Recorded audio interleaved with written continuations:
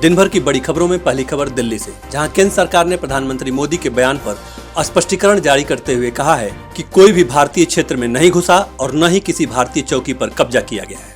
शनिवार को प्रधानमंत्री कार्यालय की ओर से जारी बयान में साफ किया गया कि चीन ने कोशिश तो की, लेकिन सैनिकों ने बलिदान देकर ढांचागत निर्माण और अतिक्रमण की उन कोशिशों को नाकाम कर दिया। पीएमओ ने यह भी कहा कि कुछ जगह पर प्रधानमंत्री के वक्तव्य की शरारतपूर्ण व्याख्या की गई है, जबकि प्रधानमंत्री ने साफ शब्दों में कहा था कि भारत वास्तविक नियंत्रण रेखा यानी एलएसी के अतिक्रमण की किसी भी कोशिश का करारा जवाब देगा। प्रधानमंत्री कार्यालय ने कहा कि वास्तव में प्रधानमंत्री ने यह बात जोर देकर कही थी कि बीते समय में इन चुनौतियों को नजरअंदाज किए जाने की परिपाटी से उलट अब भारतीय सेना वास्तविक नियंत्रण रेखा के किसी भी तरह के उल्लंघन का निर्णायक ढंग से जवाब देती है। उधर चुनाव का भी बिगुल बज चुका है। प्रधानमंत्री नरेंद्र मोदी ने शनिवार को दूसरे राज्यों से लौटकर आए प्रवासी मजदूरों को उनके घर के आसपास ही रोजगार देने के लिए 50,000 करोड़ की लागत से गरीब कल्याण रोजगार अभियान की शुरुआत की। बिहार के खगड़िया जिले के बलदौर प्रखंड के तेलिहार गांव से यह योजना शुरू की गई।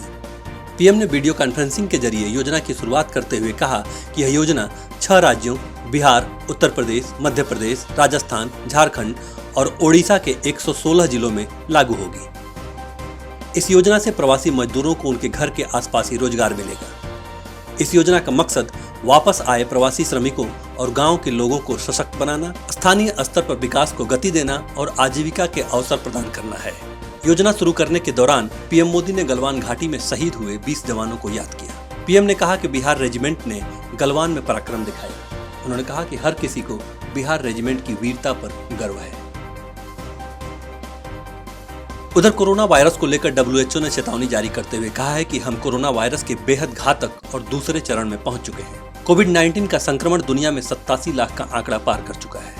भारत में भी ये आंकड़ा बीते हफ्ते तेजी से बढ़ा है। पिछले 24 घंटे में ही संक्रमण के करीब 15,000 मामले देखने को मिले हैं। इसे देखते हुए अब डब्ल्यूएचओ ने एक बार फिर से चेतावनी दी है कि वायरस ज्यादा खतरनाक फेज में आ चुका है और अब की बार हालात पहले से भी गंभीर होंगे।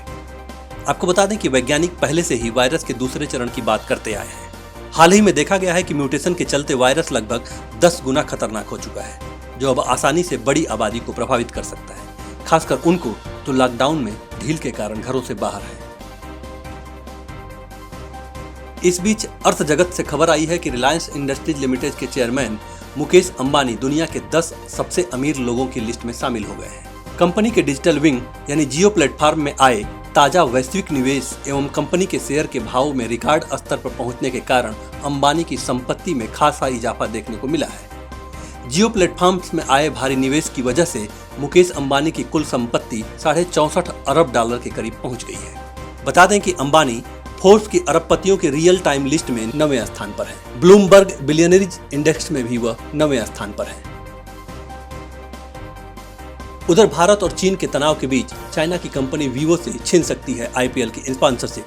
भारतीय सेना की 20 जवानों की शहादत के बाद देश भर में चीन की कंपनियों का विरोध जारी है। इसको देखते हुए बीसीसीआई भी हरकत में आ गई है। भारतीय क्रिकेट कंट्रोल बोर्ड ने अगले हफ्ते एक मीटिंग करने का फैसला लिया है, जिसमें आईपीएल की स्पॉन्सरशिप की समीक्षा की जाएगी। बीसीसीआई और आईपीएल के साथ कई चाइनीज कंपनियों की स्पॉन्सरशिप है, जिसमें चीन की मोबाइल कंपनी वीवो प्रमुख है। आपको बता दें कि वीवो आईपीएल का टाइटल स्पॉन्सर है, जिसका सालाना करार 440 करोड़ रुपए का है। दिन भर की बड़ी खबरें और हेडलाइंस को देखने के लिए सब्सक्राइब करें टीडीसी न्यूज।